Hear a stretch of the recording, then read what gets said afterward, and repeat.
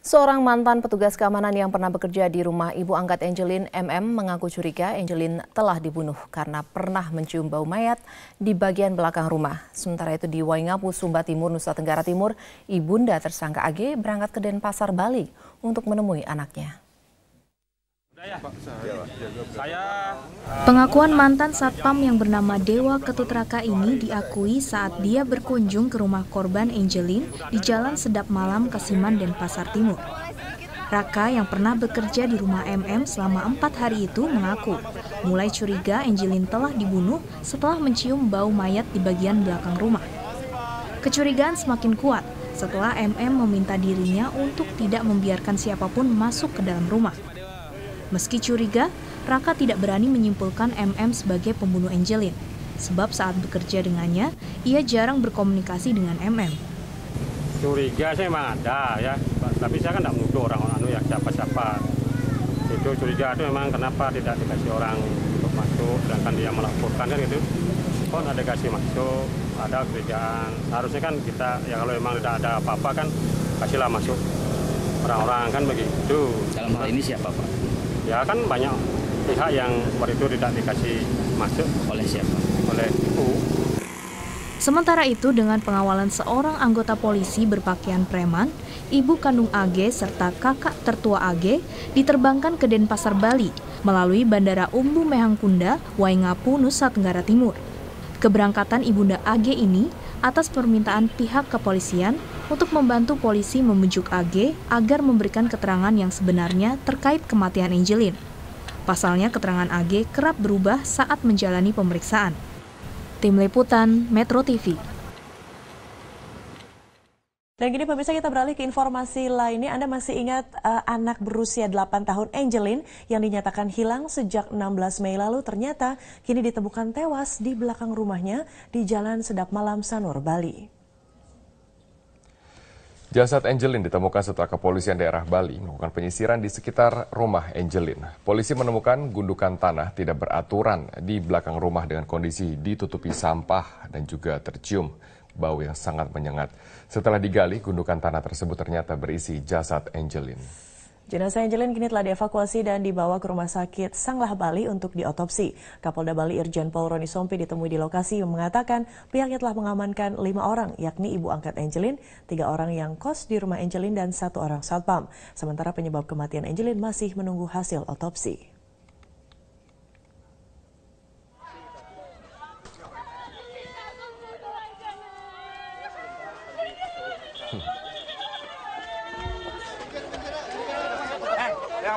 Setelah dilaporkan hilang sejak Mei lalu, Angelin, seorang anak berusia 8 tahun warga Bali, ditemukan tewas di rumahnya. Jasad Angelin ditemukan dikubur di belakang halaman rumahnya di Jalan Sedap Malam, Denpasar, Bali. Kita bergabung bersama Kapolda Bali, yaitu Bapak Irjen Roni Sompi. Selamat siang Pak Roni.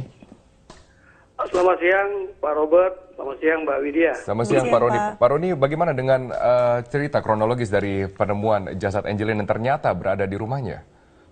Ya, pertama kita sangat berduka dengan penemuan jenazah Angelin di belakang rumah dari ibu angkatnya, Ibu Margaret, Jalan Sedap Malam nomor 26, Sanur, Denpasar, Bali.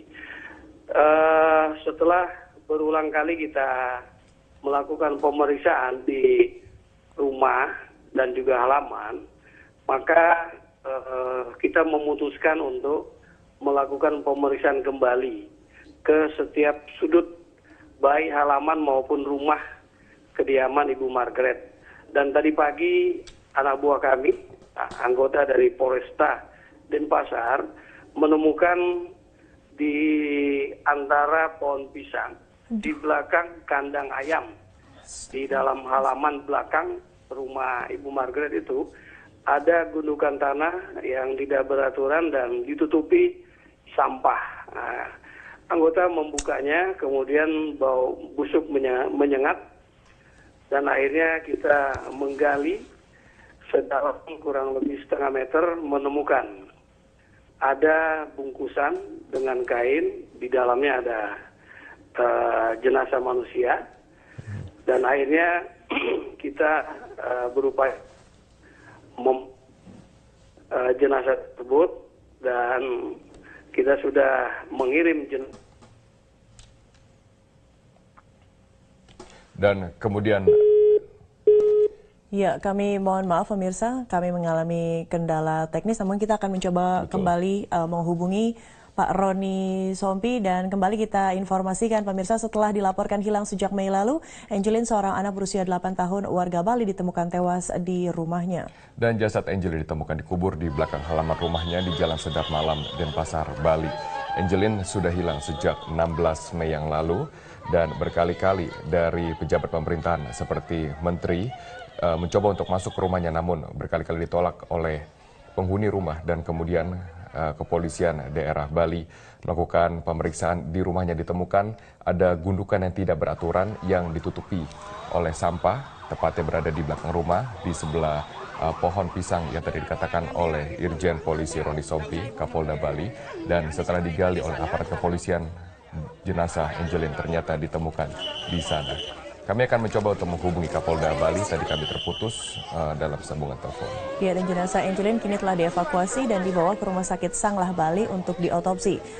Kembali Kapolda Bali Irjen Pol Roni Sompi akan kami hubungi untuk menyatakan atau memberi gambaran apa sebetulnya motif pembunuhan Angelin. Dilaporkan kasus ini, Polda Bali dan Polresta Denpasar juga seluruh Polres jajaran bekerja keras untuk.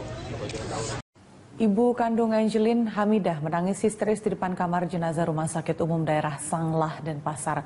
Hamidah menuntut agar pembunuh Angelin dihukum seberat-beratnya. Hamidah yang ditemani kerabatnya menunggu di samping kamar jenazah. Para kerabat tampak membantu Hamidah meredakan emosi. Saat ini Hamidah tinggal di sebuah rumah kos di kawasan Nusa Dua. Hamidah mengaku pernah dilarang datang ke rumah orang tua angkat Angelin sejak anak kandungnya dinyatakan hilang. Hamidah juga menyesal menyerahkan hak asuh Angelin ke tangan Margaret Megawe. Sementara itu, pendamping hukum P2TP2A Kota Denpasar, Siti Sapura, meminta polisi untuk bertindak tegas terhadap pelaku.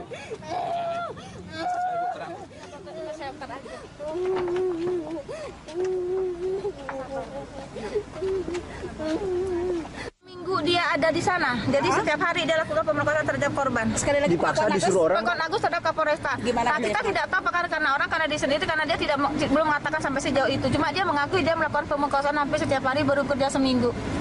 Ya, dia juga mengakui bahwa dia tuh menyulut badannya dengan rokok. Lagi? Berarti ibunya tidak tahu ya, Ibu? Ibunya kemungkinan tahu karena sampai ini ibunya membantah semua alibi yang di.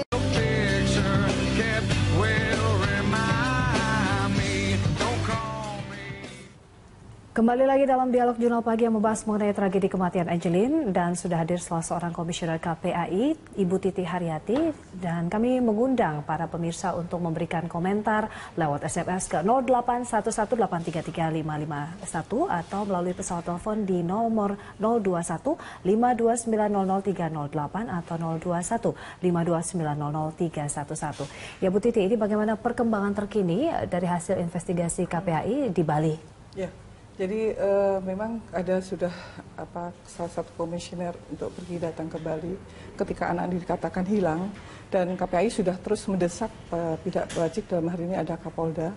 Kita sudah ada suatu MOU dengan Polri sehingga mendesak bagaimana data-data temuan-temuan itu yang clear, yang bisa memberikan suatu masukan dan mendukung untuk segera anak ini ditemukan. Gitu. Nah, baru kembali ke sini dan sangat mengejutkan kami gitu setelah dapat informasi bahwa telah ditemukan dan telah meninggal, bahkan ada di rumah, sekitar rumah di kandang. Itu yang sangat mengejutkan karena dalam pasal 20 Undang-Undang Nomor 35 tahun 2014 itu dikatakan bahwa anak yang diangkat itu harus mendapatkan suatu fasilitas dan mendapatkan suatu perhatian penuh kepada anak dalam tumbuh kembangnya. Nah, ini yang artinya kalau misalnya ini ada suatu kriminalitas atau sengaja ada suatu pembunuhan, artinya ini sudah merupakan suatu hal yang tidak bisa diampuni. Jadi tentu hukuman yang diberikan ya harus yang paling berat, kesengajaan. Karena dilihat bagaimana anak di sekolah, dilihat kalau misalnya informasi kan ada unsur kekerasan, mungkin ada unsur mungkin ya diskriminasi. Nah itu yang harus polisi harus masuk ke ranah itu. Baik, Bu Titi, ini terkait dari kita akan membahas di grafik yang akan kita tayangkan di mana ada jumlah kasus kekerasan terhadap anak-anak. Ini pemirsa kita lihat bersama.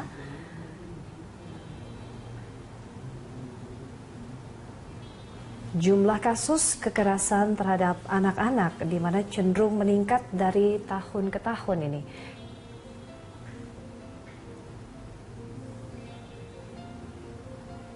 Ya, kekerasan anak pada anak di Bali ini kalau kita lihat di tahun 2014 jumlah kasus ini 40 kasus, di tahun 2015 100 kasus. Dari Januari hingga Mei ini.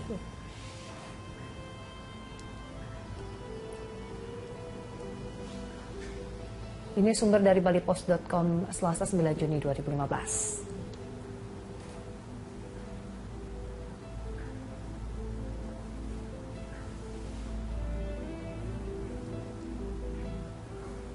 Ya Bu Titi, ini ada peningkatan Ibu. Dari tahun 2014 hingga 2015, 40 kasus hingga 100 kasus. Ini seperti apa sih Ibu, kekerasan anak di Bali ini? Tidak hanya di Bali, di Indonesia keseluruhannya, itu untuk kekerasan kepada anak itu terus meningkat. Ada peningkatan signifikan dari seluruh yang masuk dalam KPAI, jadi data KPAI sendiri pun juga mengalami terus peningkatan setiap tahunnya itu. Kekerasan, kemudian kejahatan seksual, kemudian diskriminasi, narkoba, itu terus meningkat. Nah ini yang harus menjadi perhatian gitu kita semuanya, terutama dalam keluarga, untuk memberikan perhatian kepada semua anak, jangan sampai nanti kita itu lost generation. Kita akan menuju kepada generasi emas tahun 2025 nanti. Kalau misalnya sekarang ini anak sudah banyak permasalahannya, belum yang narkoba gitu saya. Nah, itu pun juga pasti akan menghambat, mengganggu tumbuh kembang anak. Permasalahan yang mengemuka apa, Ibu? Penyebab dari tingginya peningkatan jumlah kasus kekerasan? Iya, banyak faktor. Sekarang dengan keterbukaannya media, itu anak akan mudah mengakses dari apa yang diakses melalui game online, melalui film-film yang cenderung melakukan penampilan itu yang cenderung kekerasan, perjudian, pembunuhan, kemudian penyimpangan seksual. Ada buku yang ini sehingga anak ini kan punya suatu sifat manusia itu untuk meniru. Nah, anak belum tahu nih baik atau tidak apa yang dia lakukan. Tetapi ketika itu secara visual dilihat oleh anak, secara audio kemudian didengar oleh anak, ini sangat berpengaruh dalam psikologis anak. Sehingga meniru. Schopenhauer mengatakan bahwa manusia cenderung untuk meniru perilaku orang lain. Nah, anak dalam suatu interaksi kontrol orang tua, kontrol dari pendidik di sekolah, masyarakat semua yang anak ini sepertinya dilepas. Sementara lingkungan ini sangat mempengaruhi. Ini faktor lingkungan ya Ibu ya. Tapi kalau kita lihat untuk kasus Angelin sendiri, sepertinya lingkungan terdekat sendiri yang sejatinya menjadi pelindung begitu Ibu, malah menyengsarakan bahkan menyebabkan kematian begitu. Kalau kita lihat, apakah KPAI sendiri sudah pernah bertemu dengan keluarga dari Angelin? Karena kan dua menteri sendiri tidak berhasil bertemu, Pak Yudi Krisnandi dan juga Ibu Yohana. Memang belum bisa bertemu. Karena sangat defense mereka tertutup sekali keluarga itu, sehingga kan kita hanya bisa mendesak karena KPAI bukan sebagai penyidik, bukan sebagai suatu investigator, tetapi KPAI memberikan kepada pihak yang berwajib yaitu Polda untuk selalu mendesak segera ini dilakukan upaya-upaya apa yang bisa memberikan masukan untuk bisa mengungkapkan latar belakang penyebabnya ini. Memang kejadian yang sekarang ini banyak terjadi justru adalah di dalam lingkungan keluarga. Ini yang tidak siapan orang tua di dalam menikah, kurang kedewasaan orang tua dalam menikah, keharmonisasian, kesehatan jiwa di dalam keluarga ini sekarang cenderung berkurang. Beberapa faktor yang saya amati dan juga saya melakukan penelitian juga gitu ya. Pendidikan anak usia dini di sekolah pun sekarang juga justru malah gurunya yang melakukan kejahatan-kejahatan seksual, kekerasan fisik, kekerasan psikis dengan membentak, dengan memberikan label, kemudian dengan mencaci maki, itu masih terjadi di sekolah. Oleh karena itu saya dalam hal ini KPAI juga bidang pendidikan untuk masuk ke ranah-ranah pendidikan, dinas pendidikan. Kita ada komisioner bidang pendidikan dan kita juga kolektif kolegial. Jadi memberikan support kepada supaya guru itu betul-betul memberikan teladan. Ini kalau kita ketahui juga usia dari kakak angkat Angelin ini juga berusia belasan tahun, Ibu. Ini bagaimana perlindungan terhadap mereka sekarang ini? Yang diberikan perlindungan itu adalah anak usia 18 tahun termasuk dalam kandungan. Baik itu anak yang tereksploitasi, diskriminasi, narkoba, kejahatan seksual, harus diberikan suatu perlindungan. Sebab anak ini kan untuk menjadi pelaku seksual, kejahatan seksual, untuk menjadi kemudian yang menjadi kekerasan dan sebagainya, itu juga karena faktor lingkungan. Nah, di situ lingkungan ini, terutama di dalam keluarga ini dalam bentuk pola asuh, saya selalu mengatakan pola asuh keluarga untuk memberikan suatu pembiasaan, ya, bukan pembiaran, tetapi adalah pembiasaan membentuk suatu kepribadian anak. Itu aspeknya adalah untuk tumbuh psikologisnya, bagaimana anak ini menjadi tumbuh yang kembang yang matang.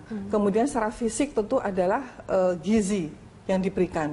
Nah, gizi ini sekarang kan ekonomi kita kan mengalami kesulitan. Banyak orang tua yang tidak bekerja sehingga anaknya kurang ekonomi. Nah, ini yang pemerintah juga sudah mensupport dengan adanya BPJS. Kemudian pemerintah juga sudah mensupport untuk pendidikan dengan adanya dana BOS, life skill. Ini yang betul-betul harus direalisasikan kepada anak-anak yang memerlukan bantuan itu. Baik anak ini yang masih katakan masih baik di luar itu, orang tua juga mensupport lah untuk mendapatkan informasi ini, termasuk anak yang di dalam lapas punya hak dalam kebutuhan dasarnya pendidikan, kesehatan, kesejahteraan, itu harus dipenuhi. Nah, ini yang KPAI itu terus mensupport ke semua daerah. Namun juga tidak semua daerah itu mau menerima. Ini bagaimana dengan daerah-daerah, terutamanya daerah Bali begitu, ini bagaimana kooperatif dan juga kita membahas mendalam mengenai kasus dan seperti apa nantinya solusi yang terbaik bagi kasus ini. Kita bahas di segmen berikutnya. Bali sampai saat ini baru menetapkan satu tersangka atas tewasnya bocah berusia 8 tahun, Angelin. Agus, 25 tahun, adalah pembantu rumah tangga di kediaman korban. Agus sempat memperkosa Angelin sebelum Angelin dikuburkan. Agus ditetapkan sebagai tersangka pembunuhan terhadap Angelin setelah polisi memeriksa bersamaan dengan 7 orang saksi. Menurut polisi, Agus telah melakukan kekerasan terhadap Angelin sekaligus mengakui pelaku kekerasan seksual terhadap Angelin. Angelin mengalami kekerasan seksual seminggu sebelum Angelin terbunuh. Agus juga sempat memperkosa Angelin sebelum jasad Angelin dikuburkan. Agus dikenakan pasal pembunuhan setelah mengaku membenturkan kepala Angelin ke lantai. Selain memeriksa Agus, Polresta Denpasar juga memeriksa ibu angkat korban, yakni Margareta, 2 kakak angkatnya, dan 2 penghuni kos. Hasil forensik tim dokter menyebutkan jasad korban dikubur sejak 3 minggu lalu. Pada jasad korban ditemukan tanda-tanda bekas kekerasan, seperti jeratan pada leher.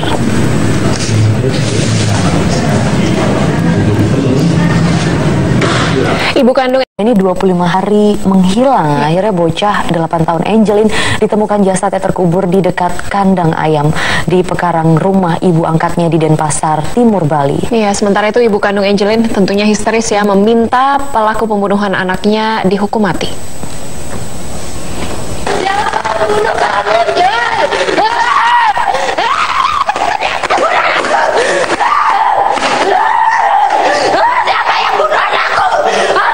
Hamidah berteriak histeris menuntut pelaku pembunuh anaknya Angelin dihukum mati. Hamidah yang tidak terima anak kandungnya ditemukan tewas menangis histeris di depan pintu kamar jenazah Rumah Sakit Umum Pusat Sanglah, Denpasar, Bali. Hamidah adalah ibu kandung Angelin yang datang dari Banyuwangi, Jawa Timur didampingi saudaranya. Buka pintunya, Pak.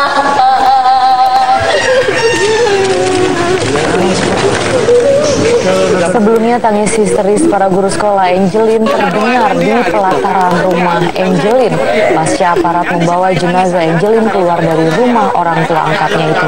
Mereka tidak menyangka nasib tragis berujung maut menimpa Angelin. Setelah 25 hari dikabarkan hilang, aparat menemukan titik terang setelah mencurigai gundukan tanah yang tidak beraturan dan tertutup sampah. Ketika mengecek rumah Angelin di Jalan Sedap Malam nomor 26, Kesiman, Denpasar Timur.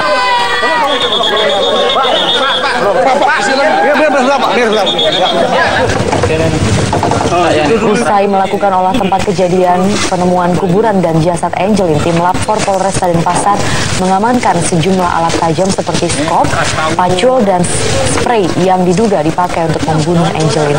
Penemuan ini pun menguatkan para guru sekolah Angelin. Maksud kami, penemuan ini pun membuat para sekolah guru Angelin yang selama ini curiga terhadap bocah 8 tahun itu mengalami kekerasan. Para guru berharap pelaku dihukum seberat-beratnya. Memang benar begitu ya, dihukum seberat-beratnya, belum hukuman mati lah, karena keterangannya di media di TV One itu bertentangan sekali dengan kenyataan. Artinya memang benar si Angelin selama ini mengalami siksaan gitu Pak? Itu sudah prediksi kami kan, dari kami melihat daripada keadaan fisiknya itu dan kami mengoreksi dari pembicaraannya dia. Saat ini Angelin sudah ya, pada saat itu kan kami hanya menduga begitu saja, tetapi tidak berani menuduh kan begitu, karena bukti belum kita terima, belum ada, begitu tidak berani.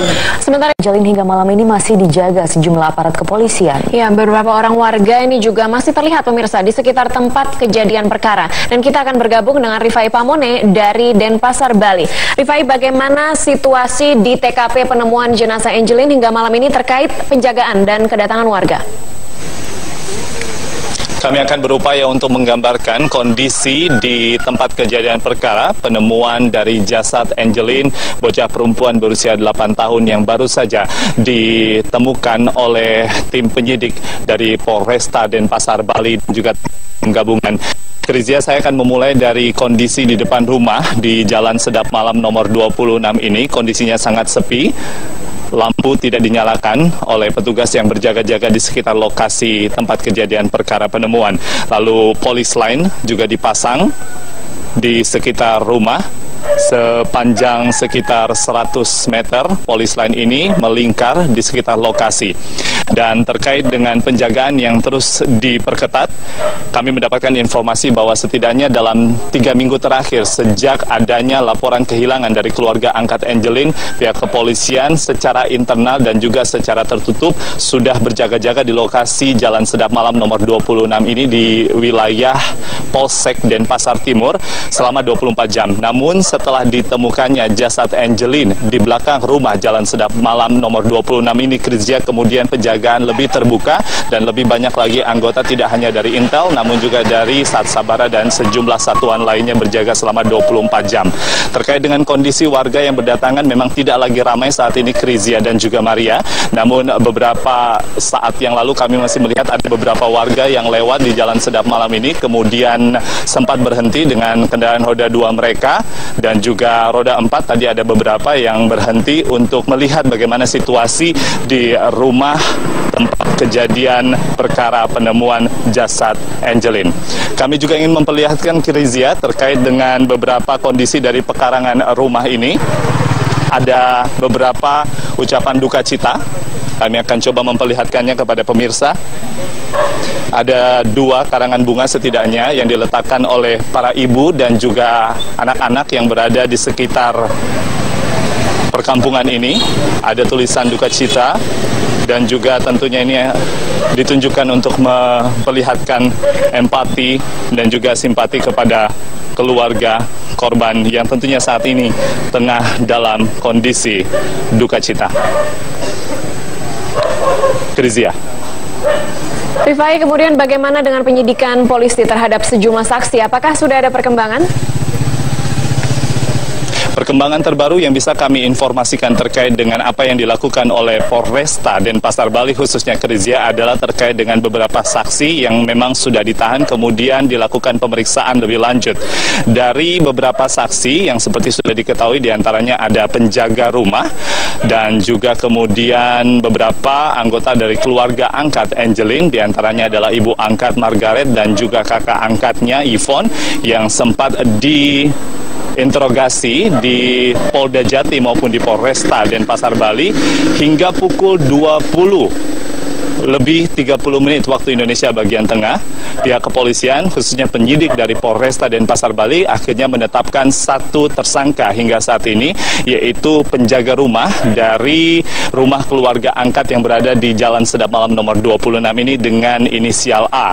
Kemudian hal tersebut masih terus akan dikembangkan. Informasi yang beredar saat ini, motif dari pembunuhan yang diungkap dari hasil forensik atau sidik forensik dilakukan di RSUP Sanglah Denpasar Bali, di mana ada kemungkinan besar kekerasan lalu berujung pada pembunuhan. Ditetapkan juga oleh pihak kepolisian bahwa informasi saat ini tersangka berinisial A sempat melakukan pemerkosaan terlebih dahulu, kemudian menghilangkan nyawa bocah perempuan berusia 8 tahun, Angelin. Krizia. Baik, Rifai Paman yang melaporkan langsung dari Denpasar, Bali. Pemirsa, kisah itu dari hasil otopsi jenazah Angelin, tim forensik Rumah Sakit Sanglah Denpasar memperkirakan bocah 8 tahun ini telah meninggal dunia sejak 3 pekan lalu dengan penyebab pendarahan di kepala. Selain itu, tim forensik juga menemukan luka memar hampir di sekujur tubuh Angelin. Kami lakukan pemeriksaan luar pada pukul 13.55, dilanjutkan dengan pemeriksaan dalam pukul 15.13. Dari hasil pemeriksaan luarnya, kami temukan ada beberapa luka memar pada hampir seluruh tubuh, jadi di daerah wajah, kepala, leher, tangan, lengan, paha, bokong, dan di punggung kaki dari korban. Kemudian dari tanda pembusukannya atau perkiraan saat kematiannya sekitar kurang lebih 3 mingguan. Ya. Untuk sebab matinya ada pendarahan di kepala, jadi kekerasan pada kepala yang menimbulkan kematian. Lokasi penemuan Hamidah mengalami syok berat setelah mengetahui anaknya Angelin ditemukan terbunuh di kebun rumah kediaman korban Jalan Sedap Malam, Denpasar Timur. Kini Hamidah tengah menjalani konseling untuk menstabilkan kondisinya. Tahan dulu ya. Hamidah harus jalan dipopong oleh tim Pusat Pelayanan Terpadu Pemberdayaan Perempuan dan Anak Kota Denpasar untuk diberikan konseling dan pendampingan karena mengalami syok berat. Hamidah terus menangis dan sempat pingsan beberapa kali setibanya di Rumah Sakit Sanglah untuk melihat jenazah Angelin. Anggota tim P2TP2A, Siti Sapurah, membenarkan bahwa Angelin menjadi korban kekerasan seksual sebelum dibunuh. Angelin menjadi korban kekerasan seksual seminggu sebelum ajal menjemput bocah berusia 8 tahun tersebut. Namun ibu angkat Angelin masih berkilah terlibat pembunuhan Angelin.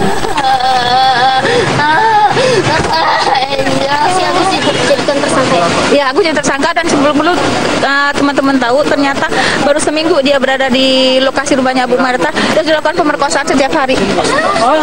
Ya, cukup ya. Ya, untuk informasi selengkapnya kita akan segera bergabung dengan reporter Julita Trisnasari dan juru kamera Haryadi Jamal. Julita, apakah Haji Lulung hadir dalam pemeriksaan hari ini? Ya, Egan, Abraham Lunggana yang merupakan wakil ketua DPRD DKI Jakarta memastikan bahwa ia tidak akan datang pada jadwal pemeriksaan oleh Barreskrim Mabes Polri pada hari ini.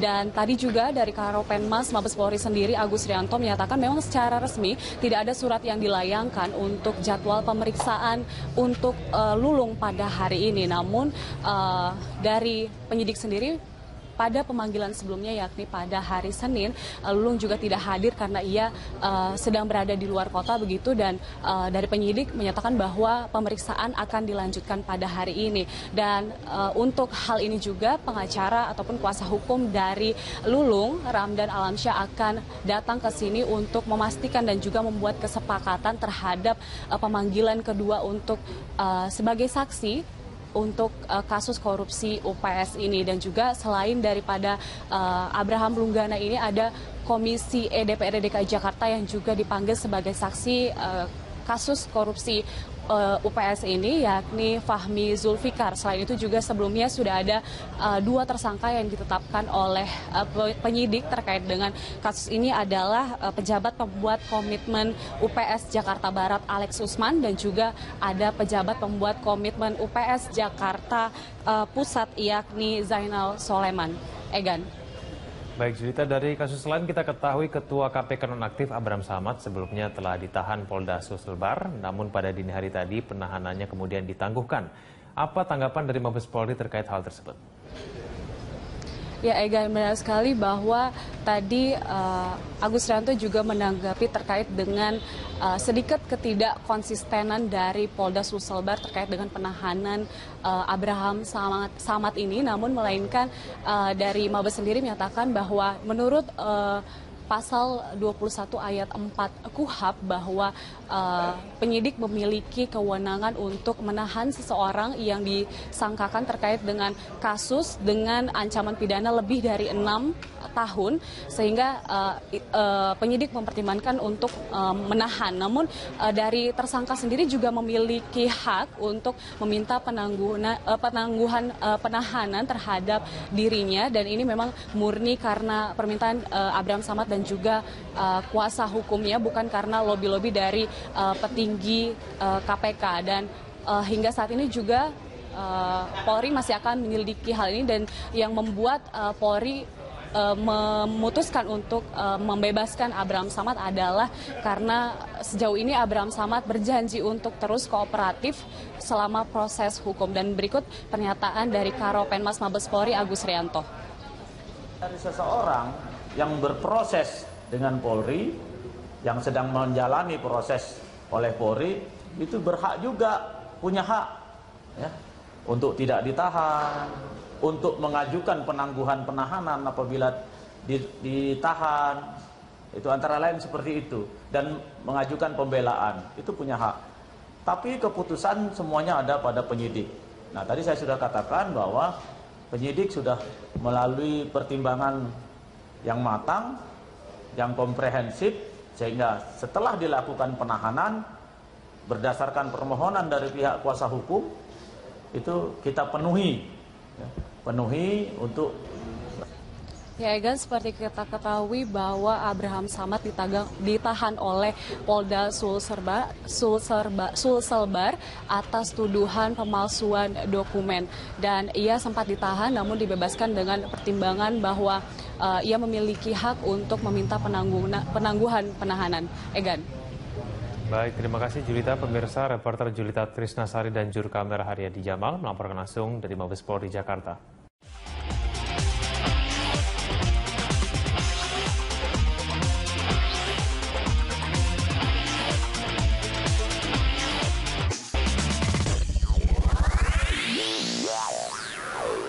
Saya pikir ini bukan langkah campur tangan dari partai lain, tapi ini semata-mata adalah solidaritas kami kepada teman satu perjuangan.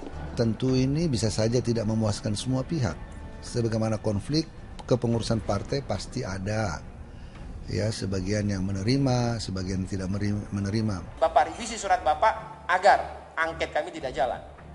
Kalau tidak, pasti kami akan jalan.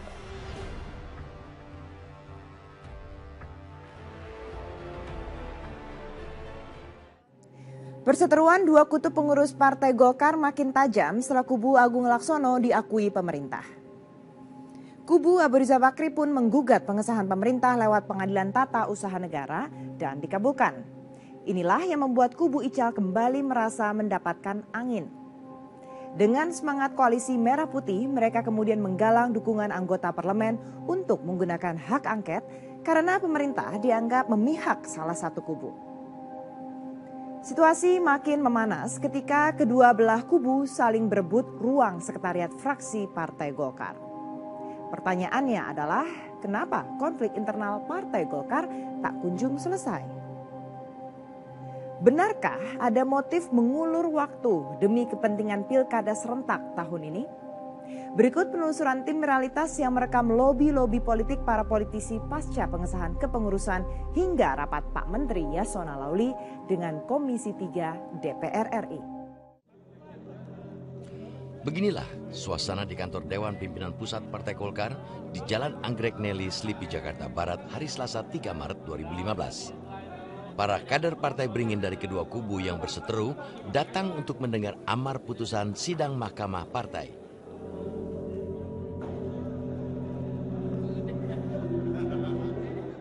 Undang-undang partai politik itu sudah jelas menyatakan bahwa putusan Mahkamah Partai itu bersifat final dan mengikat.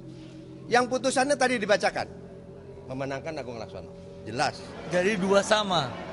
Dua hakim mengatakan begini, dua hakim mengatakan yang lain. Nah, dengan demikian maka kita akan meneruskan persoalan ini ke Mahkamah Agung. Ada perbedaan pendapat dalam putusan Mahkamah Partai Golkar yang bisa membuat kondisi makin runyam. Namun, bila dicermati, putusan Mahkamah Partai menguntungkan kubu Agung Laksono karena disebut diterima dalam amar putusan. Inilah yang membuat kubu Agung Laksono percaya diri untuk mencari keabsahan pengurusnya ke pemerintah. Hari Selasa 17 Maret 2015, tepat 2 pekan setelah putusan Mahkamah Partai Golkar, Ketua DPP Bidang Hukum dan HAM kubu Agung Laksono mendaftarkan secara resmi pengurusnya ke kantor Kementerian Hukum dan HAM. Beliau pada prinsipnya beliau akan bekerja sama dan mendukung yang diakui oleh pemerintah. Gitu. Itu kata Setia Novanto? Ya kira-kira begitulah di dalam pembicaraan yang informal. Siapapun yang didukung pemerintah, yang disahkan oleh pemerintah secara resmi, secara hukum, maka beliau mendukung yang itu. Dan saya kira pemerintah itu tidak mengambil kebijakan hukum apapun dalam kaitan pengesahan ini. Jadi ikut jejaknya Pak Mahyudin ya? Ya kita harapkan begitu ya. Kalau nggak terpaksa diganti dia, tinggal pilih aja. Ya, tampaknya kubu Agung masih merasa di atas angin karena telah diuntungkan dalam amar putusan Mahkamah Partai.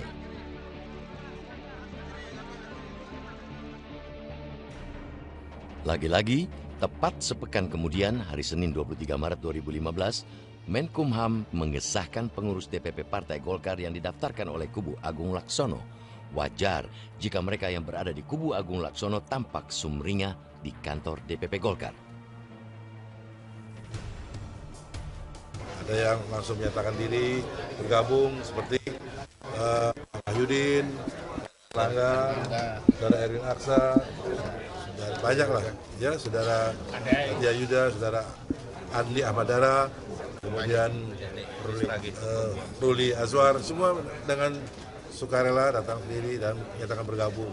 Karena mereka semua berpandangan bahwa mereka berpendapat mengutamakan azas legalitas formal. Aspek legalitas formal itu akan menjadi sesuatu yang penting mengiringi perjuangan.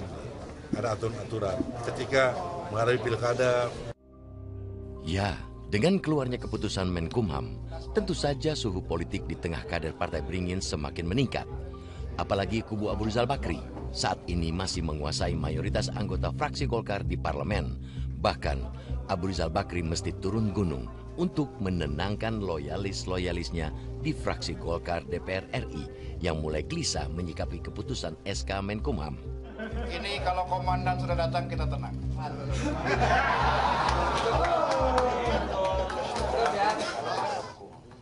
Bukan negara kekuasaan. Karena itu, maka produk-produk yang berbau kekuasaan harus dilawan dengan hukum. Secara de jure, untuk sementara, kubu Agung Laksono itu masih dimenangkan oleh saudara Yasona Lauri itu, tetapi secara de facto kamilah yang mempunyai kuasa, mempunyai terhadap seluruh daerah seluruh Indonesia. Begitu. Dan tidak akan ada pergantian apa-apa di daerah seluruh Indonesia. Jelas? Oke ya? Terima kasih. Nggak bisa, siapa yang merebut? Lawan.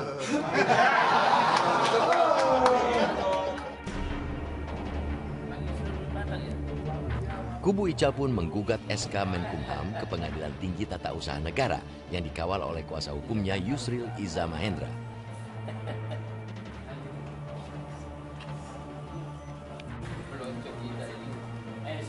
Kalau surat kuasa ini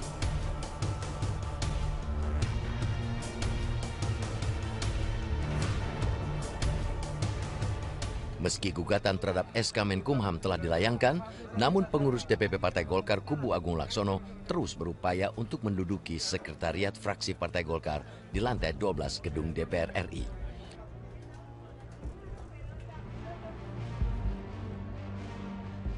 Keputusan celah apapun yang keluar berdasarkan petun akan kita hormati.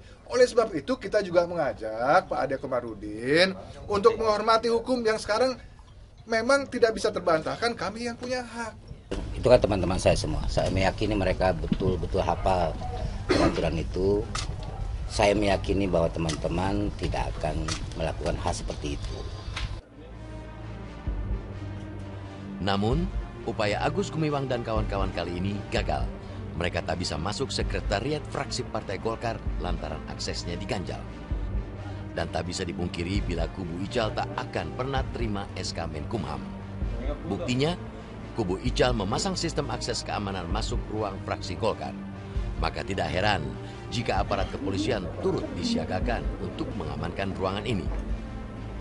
Apalagi ketika massa yang dipimpin oleh Yoris Roveya, Wakil Ketua Umum Partai Golkar versi Monas Ancol, berusaha masuk ke lantai 12 tempat fraksi Golkar DPR bermarkas. Sekarang ini aja Bang, saya kasih solusinya. Kalau memang kita nggak bisa dikasih masuk, kita keluar. Biar saya mau tahu PAMDAL netral apa tidak. Saya siapkan alat dan sekarang saya palang di sini. Pilih antara dua aja. Dan begitu saya palang, saya akan jaga sampai kita adu-adu kuat. Tinggal Bapak pilih aja. Bapak tolong bicara sama mereka. Mereka keluar karena ini masalah internal. Undang-undang partai politik loh Pak. Saya sekarang tinggal lagi suruh mempersiapkan karena kita mau coba masuk nggak mau. Karena di dalam dan saya lihat tidak ada PAMDAL. Minta dia buka pun tidak. PAMDAL dan propos. Jadi kalau memang ini nggak apa-apa, Bapak nggak salah kalau Bapak merasa bahwa itu tugas Bapak. Cuma saya mau bilang anak buah Bapak pun nggak akan keluar karena kita mau palang. Tinggal pilih aja. Saya lagi siapkan alat ya. Izin Pak Yoris, saya juga karena ada atasan lagi saya akan lapor. Lapor aja sama atasan. Supaya ini sebenarnya keluar. Pak mengalami undang-undang Bapak pidana loh. Bapak tinggal bilang aja. Pidana. Saya minta untuk PAMDAL dia keluar dulu karena kita mau palang. Ini milik fraksi gitu. Terserah aja. Kalau umpamanya mereka bilang, oh nggak bisa kita jaga keamanan mana. Kalau dia mau tinggal nggak apa-apa. Saya lagi siapkan alat dan saya akan palang di sini. Bapak melawan undang-undang pidana loh Pak. Ya, situasi yang panas tak bisa dihindari. Masing-masing kubu sepertinya tak ingin jalan damai. Mereka lebih memilih gontok-gontokan untuk menguasai Partai Golkar. Parahnya, konflik ini menjalar ke fraksi yang lain. Dengan semangat Koalisi Merah Putih, mereka menggalang hak angket untuk menjegal SK Menkumham. Fraksi-fraksi ini jelas condong ke kubu Abu Rizal Bakri, sang ketua Presidium Koalisi Merah Putih. Ini persoalan bangsa, persoalan demokrasi, dan persoalan parpol-parpol, partai politik.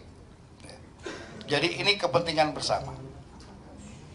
Sekarang ini mungkin saja baru Golkar dan P3. Kami juga sudah melihat cubitan-cubitan kecil yang terjadi ke tubuh PAN, sahabat kami dari KMP. Kalau Demokrat kan tidak masuk KMP, tapi dia sahabat dekat. Dan mereka sudah berkomitmen bahwa yang kami perjuangkan ini mereka dukung. Memang ini tentunya menurut saya bukan keputusan yang mudah ya. Kami melakukan pertimbangan, berkonsultasi dengan staf, beberapa teman-teman pakar ya. Dengan membahas secara seksama, akhirnya kita dapat mengambil keputusan ini. Saya percaya tentu ini bisa saja tidak memuaskan semua pihak. Sebagaimana konflik kepengurusan partai pasti ada, ya sebagian yang menerima, sebagian tidak menerima. Polemik dua kubu pengurus Partai Golkar belum juga mereda. Namun justru tambah panas dengan saling sabotase ruangan di gedung Wakil Rakyat. Ditambah lagi campur tangan fraksi-fraksi partai yang terkesan saling bernostalgia dalam koalisi Merah Putih. Lantas, sepakatkah para fraksi di KMP dengan hak angket? Realitas segera kembali.